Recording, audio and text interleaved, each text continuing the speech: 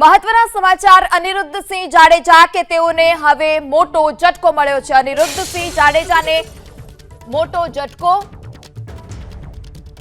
સજા માફી અંગેના નિર્ણયને હાઈકોર્ટે રદ કર્યો છે। 4 સપ્તાહમાં સરેન્ડર કરવા અનિરુદ્ધસિંહને આદેશ। અનિરુદ્ધસિંહ રીબડાને રોજ હાજરી પુરાવવાનો આદેશ કરવામાં આવ્યો। પાસપોર્ટ જમા કરાવવા પણ હાઈકોર્ટે આદેશ કર્યો છે।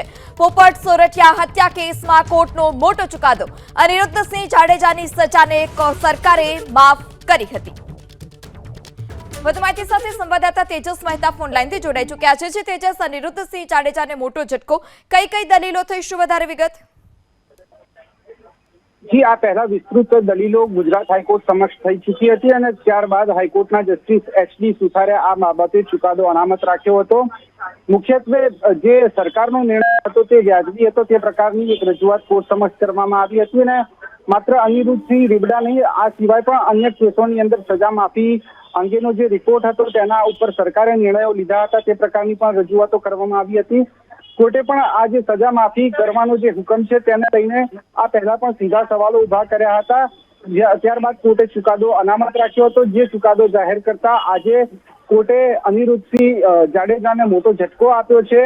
સજા માફીનો જે હુકમ હતો તેને રદ કરવામાં આવ્યો છે। સાથે જ 4 અઠવાડિયાની અંદર સરેન્ડર કરવા માટે પણ હુકમ કરવામાં આવ્યો છે અને પાસપોર્ટ જમા કરાવવા માટે પણ હુકમ કરવામાં આવ્યો છે।